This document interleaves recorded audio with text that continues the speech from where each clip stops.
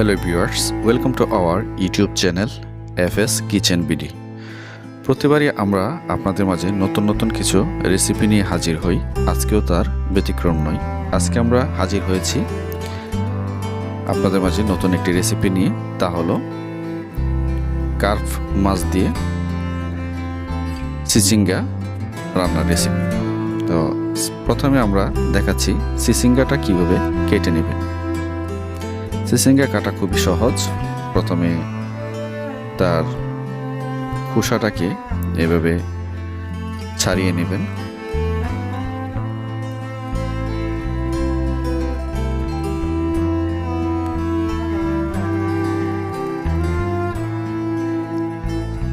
তো খোসাটাকে ছাড়িয়ে নেওয়ার পর খুব সহজেই কেটে নিতে পারবেন। খোসাটা ছাড়ানোটাও খুবই ইজি। জাস্ট এভাবে দাবা বটি বা ছুরি দিয়ে আঁচড় দিলেই খোসাটা ছাড়িয়ে যাবে। তো এইভাবে আপনারা খুব সহজেই কেটে নিতে পারবেন।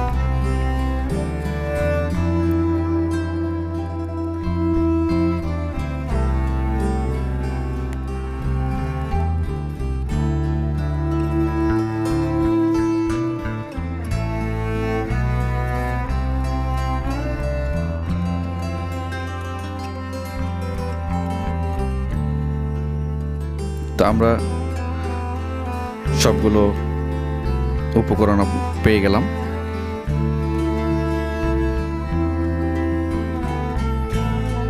উপকরণগুলোর মধ্যে আমরা নিয়েছি কার্প মাছ, তারপর নিয়েছি চিচিঙ্গা, কাঁঠালি বিচি, পেঁয়াজ কুচি, কাঁচামরিচ, মশলা নিয়েছি হলুদ, ধনিয়া ও মরিচ। আমরা চুলাতে কড়াই বসিয়ে নিলাম। তো তেলটা গরম হয়ে আসার পর এটাতে আমরা প্রথমে পেঁয়াজ কুচি দিয়ে নিলাম।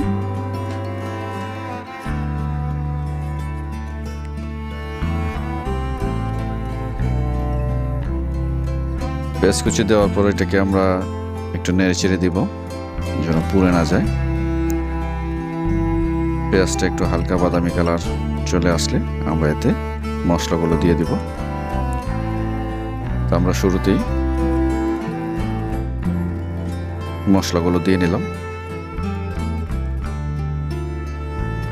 তো মশলাটা দেওয়ার পর আবার আমরা একটু নেড়ে চেড়ে দিব যেন পুড়ে না যায়।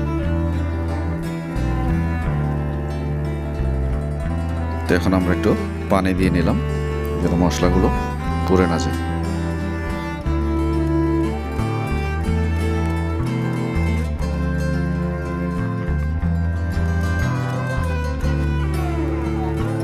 তো এখন এটাতে আমরা কার্প মাছগুলো দিয়ে দিলাম।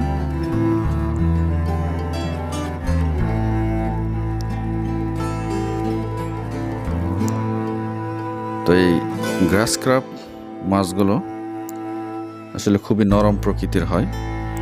প্রথমে যদি আমরা এটাকে একটু তেলের মাধ্যমে ভেজে নিই তাহলে আরও ভালো হয়।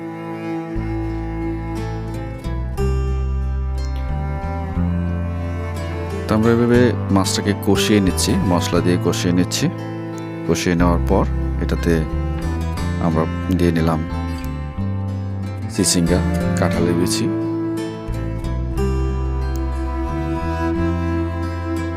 স্বাদ মতো লবণ। এখন এটা থেকে আমরা আবারও একটু নেড়ে চেড়ে দিচ্ছি যেন মশলাগুলো সবজির সাথে মিক্সড হয়।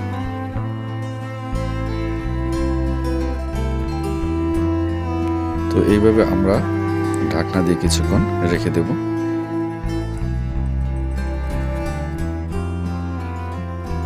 তো সবজিগুলো কষানো হয়ে গেলে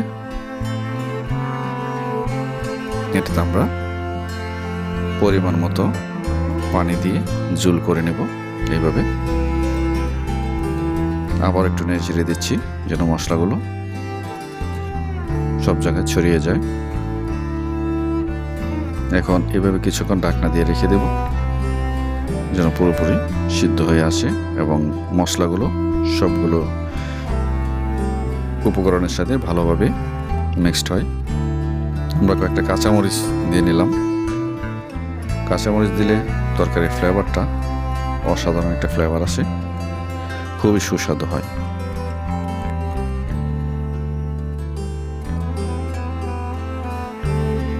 তো আবার একটু নেড়েচেড়ে দিলাম।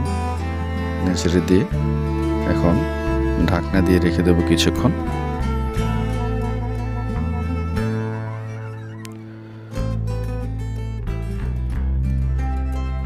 তো এখন আমাদের রান্না প্রায় শেষের দিকে।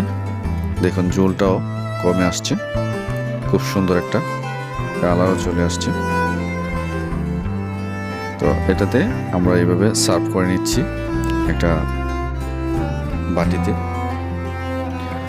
তো আপনারা এইভাবে খুব সহজেই গ্রাস কার্প দিয়ে চিচিঙ্গা রান্না করতে পারেন, নিজেরাও খেতে পারেন, বা আত্মীয় স্বজন আসলে এভাবে আপনারা আপ্যায়ন করতে পারেন।